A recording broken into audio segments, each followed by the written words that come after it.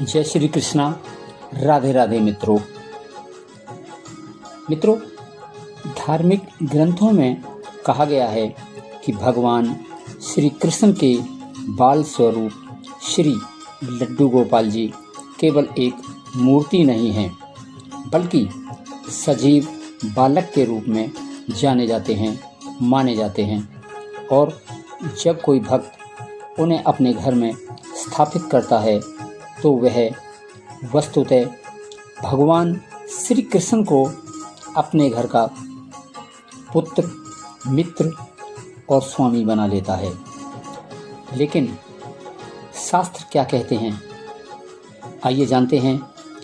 मित्रों, शास्त्र हमें चेतावनी देते हैं कि यदि कोई भक्त लापरवाही करता है, सेवा में कमी करता है या कुछ जाने अनजाने में किसी भी प्रकार की अगर गलती करता है, तो वही लड्डू गोपाल जी वरदान देने की बजाय जीवन में भारी विपत्ति भी ला सकते हैं। मित्रों, आइए जानते हैं इस वीडियो के माध्यम से।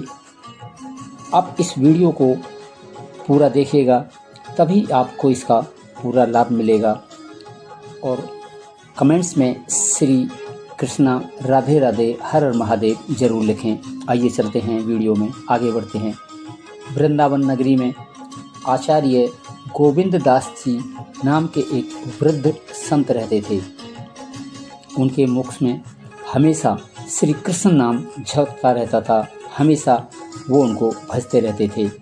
एक बार उनके पास एक राधे श्याम नामक गृहस्थ आए और बोले, बाबा जी, मैंने अपने घर में लड्डू गोपाल जी को स्थापित किया है, तो जब से लेकिन कुछ समय से घर में कलह, बीमारियां और आर्थिक संकट लगातार बढ़ रहे हैं और मैं समझ नहीं पा रहा हूं कि आखिरकार ऐसा क्यों हो रहा है।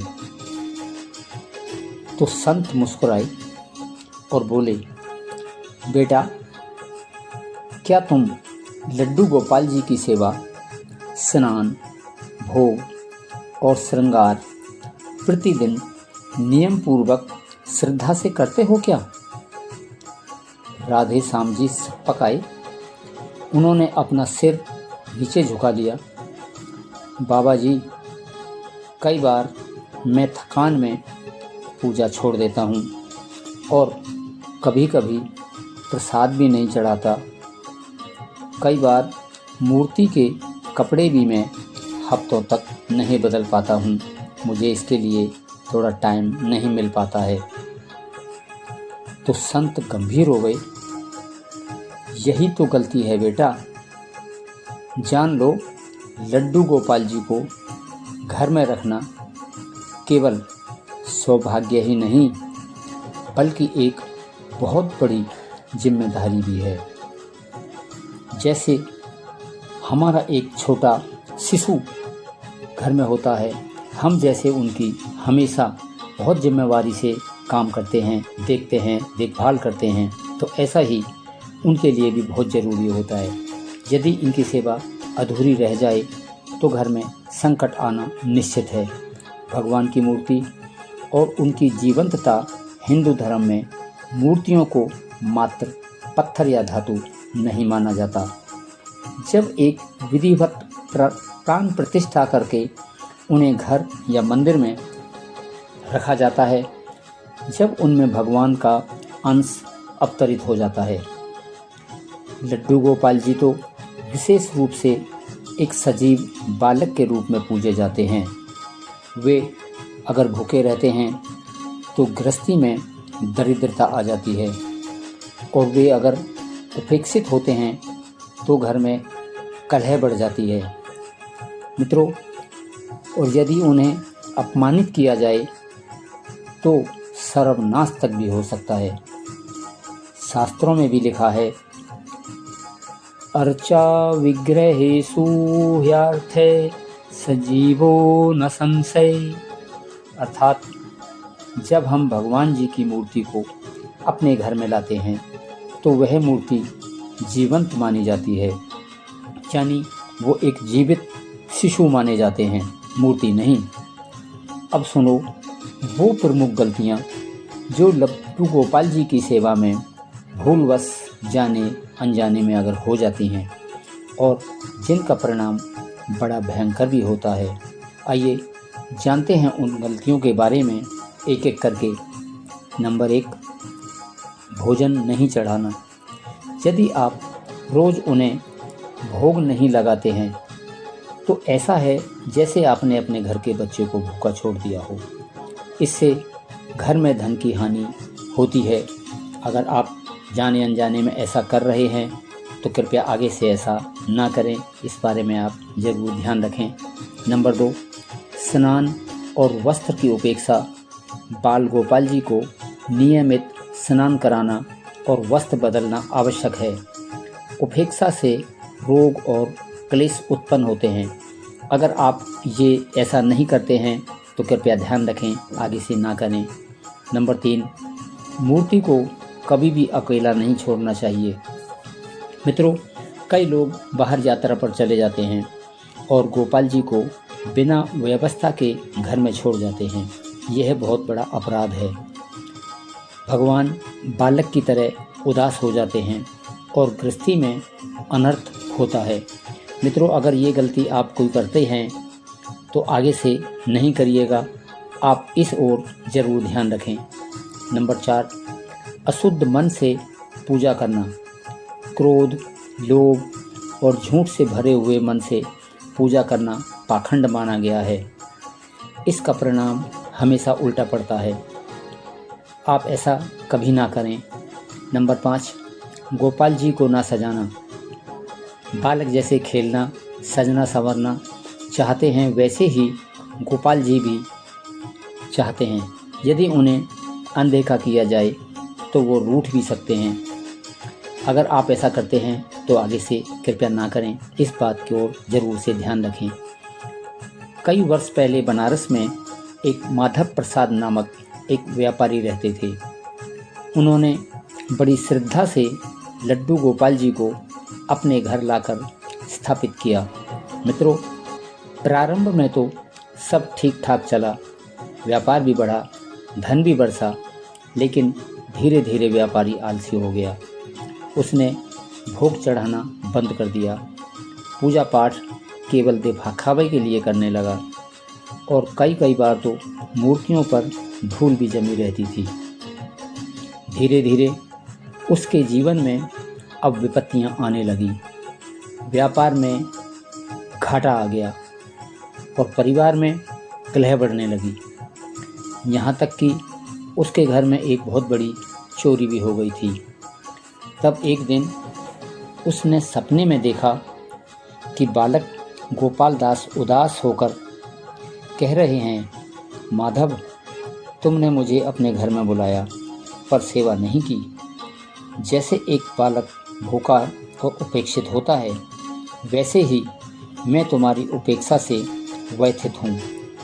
अब तुम्हारा जीवन दुखमय होगा जब तक तुम मुझे सेवा नहीं दोगे।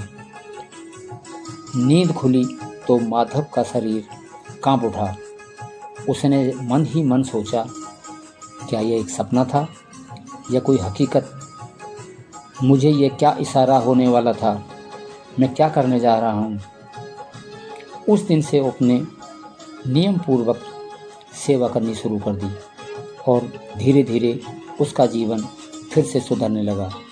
शास्त्र कहते हैं कि भगवान भक्त पर बहुत दयालु होते हैं, लेकिन जब कोई भक्त लगातार उपेक्षा करता है तो भगवान उसी की आंखें खोलने के लिए विपत्तियां भी भेजते हैं।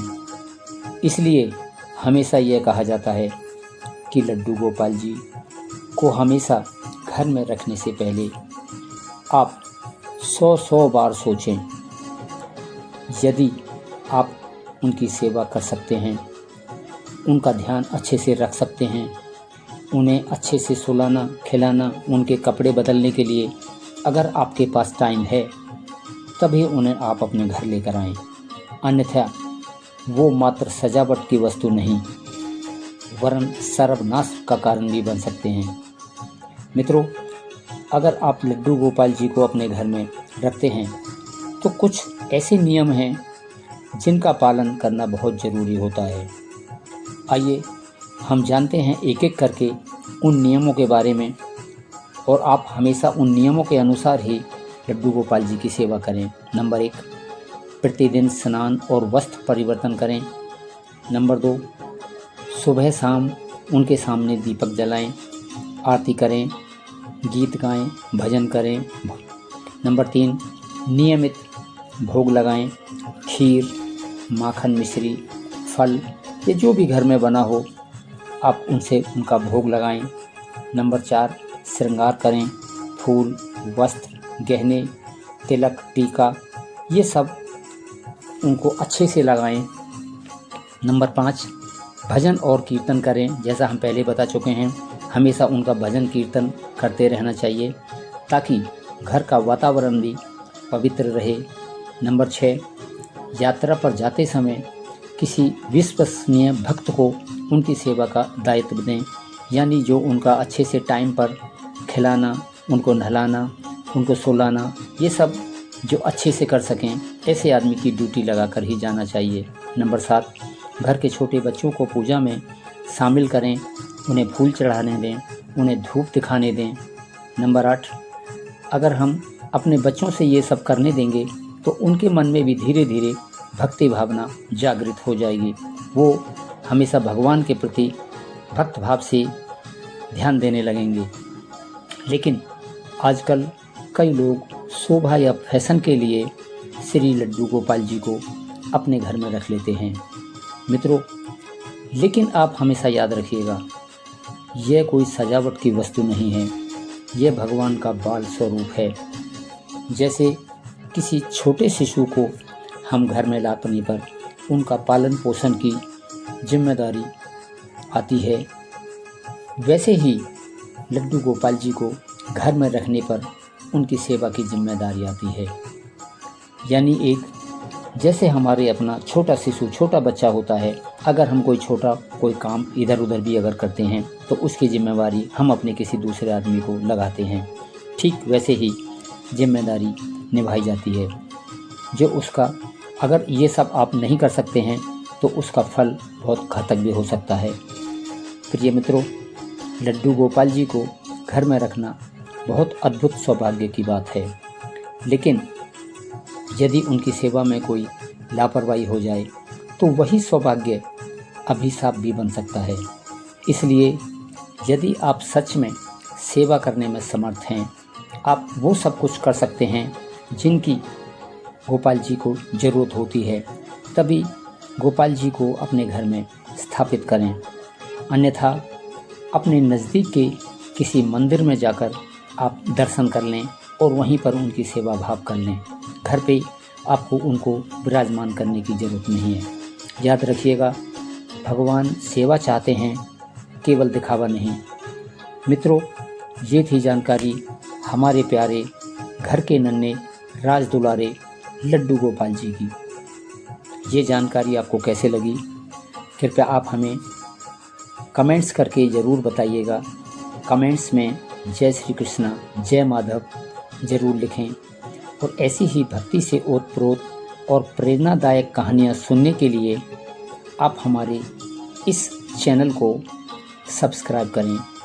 राधे राधे, हर हर महादेव, जय श्री कृष्णा, जय माँ काल। मित्रों, आपने अंत तक हमारा वीडियो देखा, इसके लिए बार बार धन्यवाद।